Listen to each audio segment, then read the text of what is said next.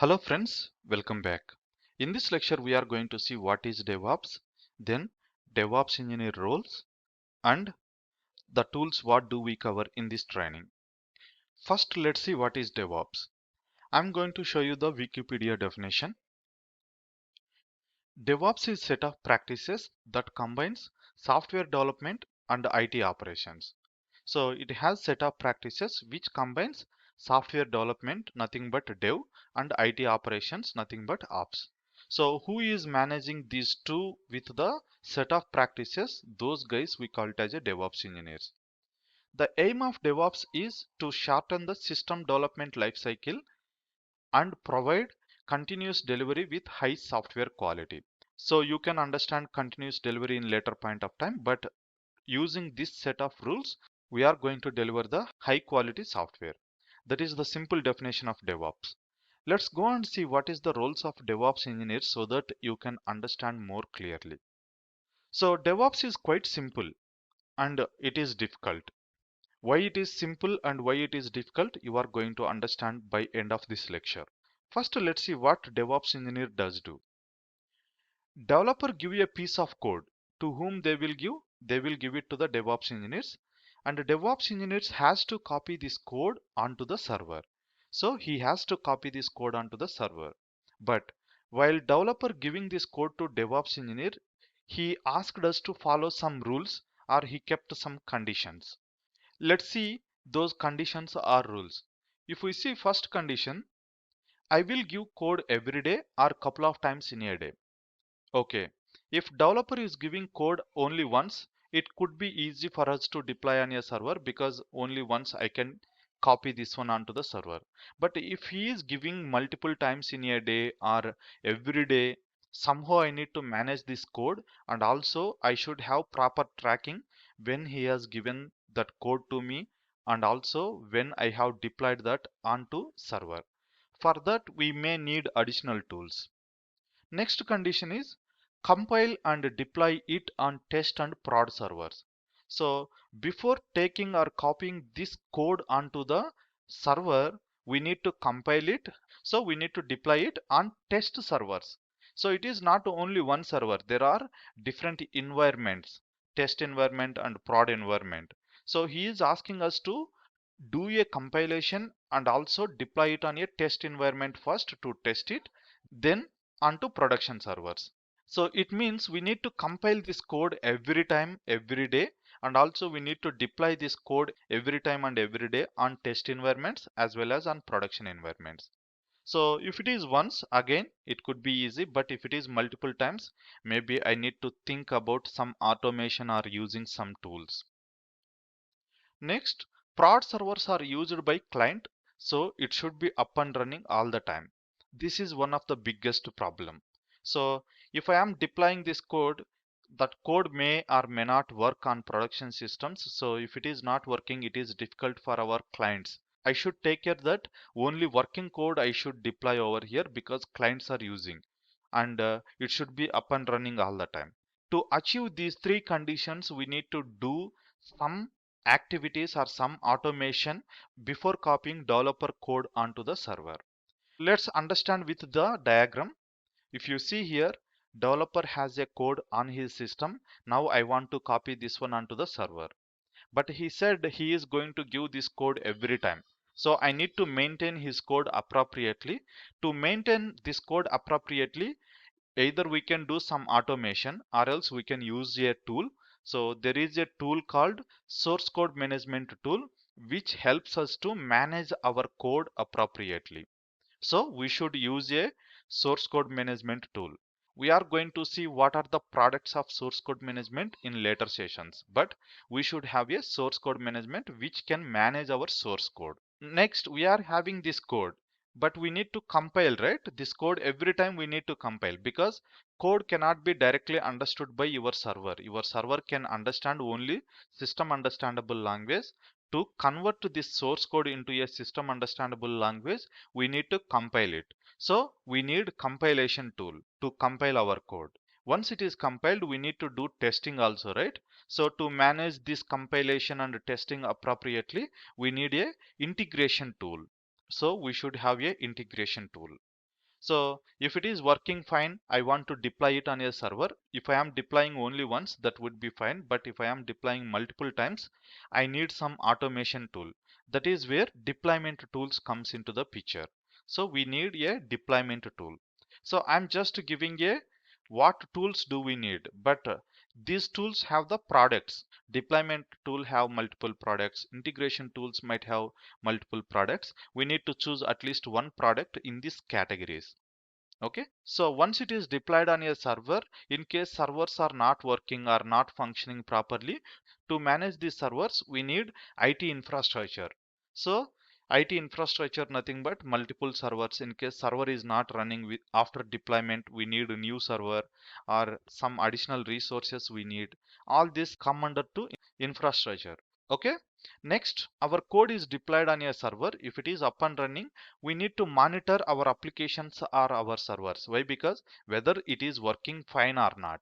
For that we need monitoring tools. So we should use monitoring tools to manage these servers properly so that we can make sure that these servers are up and running all the time. If you see, these are the minimum different tools we should use to deploy developer code onto a server appropriately.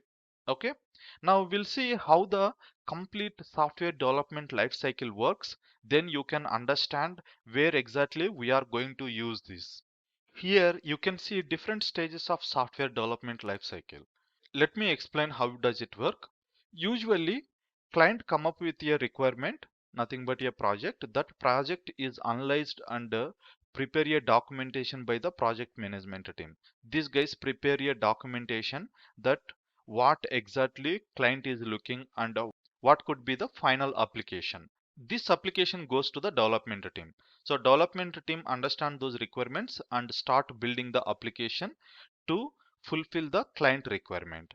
While they are developing, the code will be pushed into the source code repository. Source code repository nothing but where they keep their code. From the source code repository, it will go to the compile stage because source code cannot be deployed directly onto the server. That's the reason. First, it will go to the compilation. Once it is compiled, then it undergo with a unit test. Unit test nothing but whether this code is functioning properly or not. That can be done at the unit test level.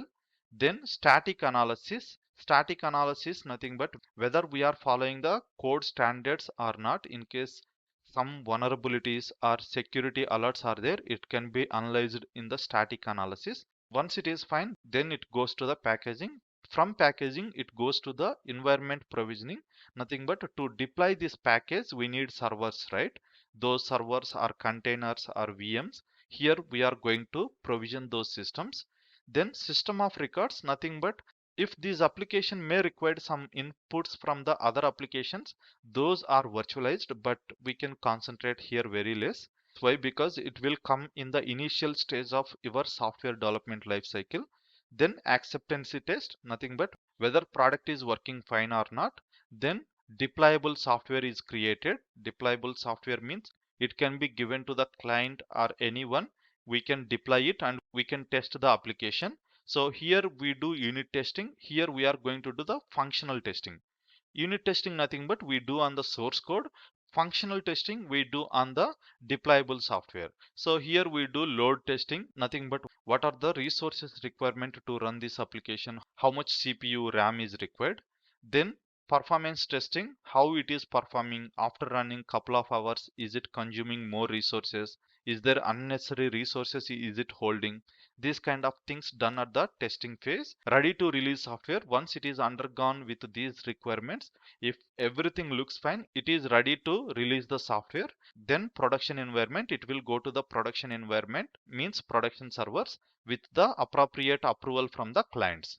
Once it is running on production and everything is fine, client confirms that this product is working as expected. But if we need additional features, again it will go here and this cycle will be continue until this product reaches to the customer expectation. But if you see in the real world, most of the products are continue to enhance because they have to release new features quite frequently to attract the customers. So this entire flow would be continue to work as long as we are releasing new features.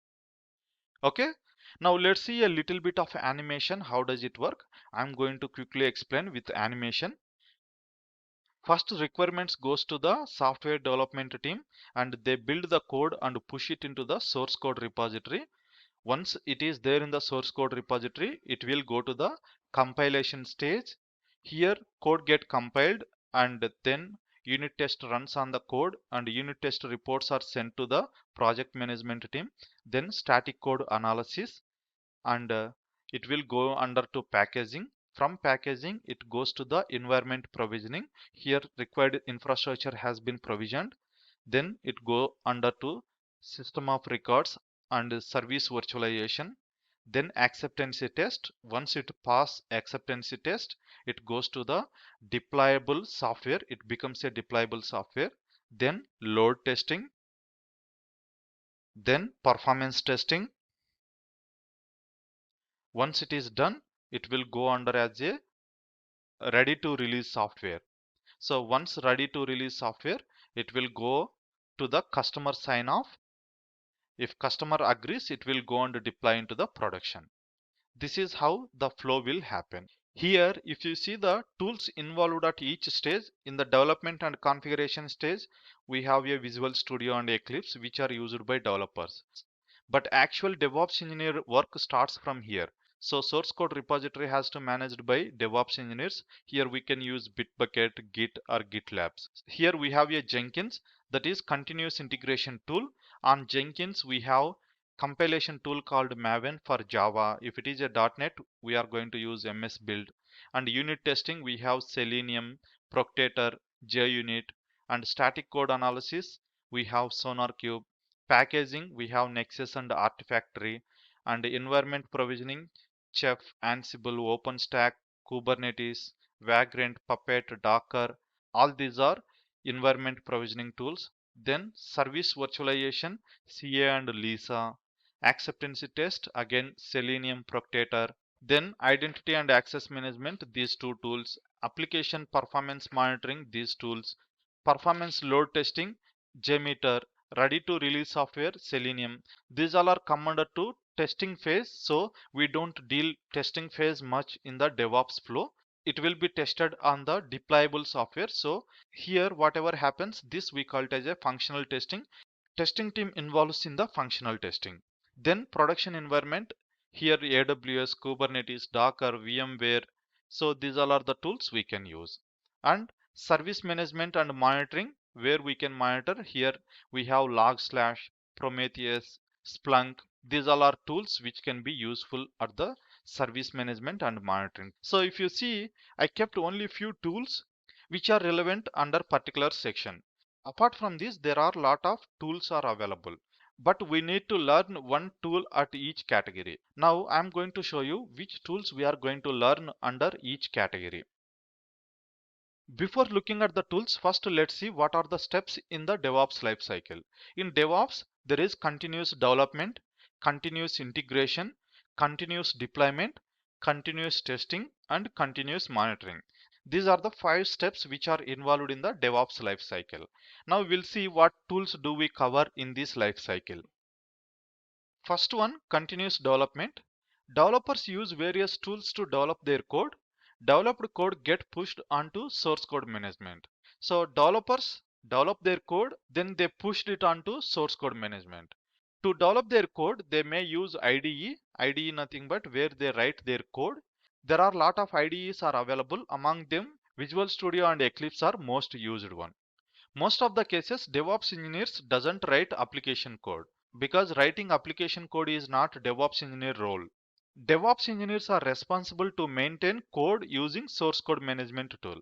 So we are not writing code, we are maintaining the code. So to maintain code, we need to use source code management tools. I have shown you that, right? We need to use source code management tools to maintain their code. So under continuous development, we don't develop the code, but source code management comes under to DevOps engineer role. This we are going to handle. If we see the source code management tools which are there in the market, these are the source code management tools: Git, Bitbucket, Subversion, Perforce, GitLab, and few other are there. These are some of the popular source code management tools. Among these, we are going to use Git as our source code management tool. With that, if we see under continuous development, we only handle source code management, that is Git we need to learn under continuous development. Next, continuous integration. In continuous integration, we have multiple tools again. We have Jenkins, Bamboo, Circle CI, TeamCity, and few other. Among these, we are going to use Jenkins as our continuous integration tool. So if we see in continuous integration, we use Jenkins. But it is a continuous integration tool. Here we are going to integrate multiple tools. If we see what and all tools we are going to integrate with the continuous integration, that is unit testing tools like JUnit, NUnit. These all are plugins. You can understand plugins later point of time. Next, code build, Maven, Ant, Gradle, code analysis, Vera Code, SonarQube, code artifacts nothing but once code is compiled, some output comes. That output we call it as a artifacts. To store those artifacts, we use code artifacts. Those are Nexus and Artifactory. We don't store artifacts on source code management tool, nothing but Git or Bitbucket. On this we don't store. We need to use artifact repositories for those. You are going to understand more details about this in the later sessions. So if we see for code analysis, we are going to use SonarQube, code build Maven, and artifact repository JFrog Artifactory. These tools we are covering in this course. So under continuous integration, apart from Jenkins, we are going to see unit test as JUnit, build tool Maven, code analysis SonarQube, build artifacts. We are going to use JFrog Artifactory as well as Docker Hub because we are dealing with containers. For that we need Docker Hub. Then continuous deployment. Under continuous deployment, we have various tools. We can use Ansible, Urban Code Deploy, Jenkins, Travel CI, Octopus Deploy. These are some of the tools. Among these, we are going to use Ansible. So, continuous deployment, we are going to use Ansible. Under continuous deployment, infrastructure also comes. Why? Because we need infrastructure to deploy our applications. So, infrastructure can be Docker, Kubernetes, or else traditional data center, Amazon Web Services, Azure or GCP. Like that we have various tools. Among these, we are going to use Amazon Web Services and Kubernetes. But teaching Amazon Web Services is not scope of this training, but we are going to deploy on this one. Later point of time, we are going to use Docker and Kubernetes.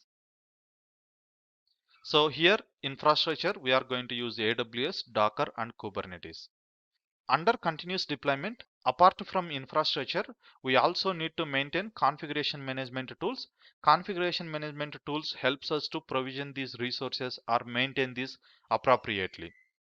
So if we see the configuration management tools, Ansible, Chef, SaltStack, Puppet, these are the tools which are there under configuration management tools. Among these, again we are using Ansible. Then continuous testing. Here most of the cases testing is done by separate team. So even though it is part of DevOps flow, we don't maintain the testing because again it is huge.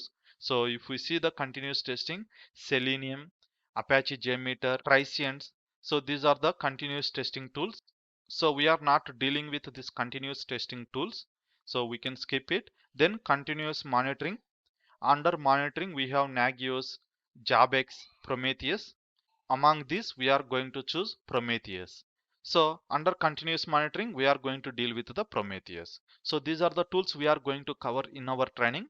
So source code management, Git, continuous integration, Jenkins, unit test, JUnit, build tool, Maven, code analysis, SonarQube, build artifacts, JFrog Artifactory and Docker Hub, continuous deployment, Ansible, infrastructure. We are going to deal with AWS, Docker and Kubernetes, but in AWS we just deal with EC2 service. Apart from that, nothing. Configuration management, Ansible, then continuous testing, we don't deal with anything, then continuous monitoring, Prometheus. These are the list of the tools. Don't get scared by looking at these tools. These all are quite easy to learn.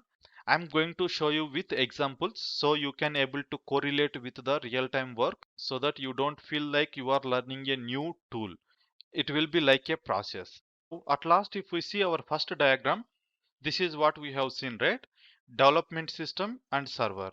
Next, it involves these steps. We need a source code management tool, compilation tool, integration tool, deployment tool, infrastructure, and monitoring.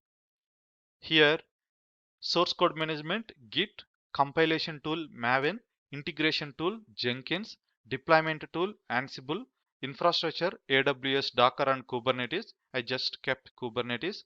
Then monitoring, Prometheus. This is how we can choose tools. And I have chosen these tools depends upon the market share because most of the industries are using these tools. That's why I have chosen. So it will add benefit for you if you learn these tools. Alright, that's all for this lecture. From next video we are going to see our source code management tool called Git. Thanks for watching and see you there.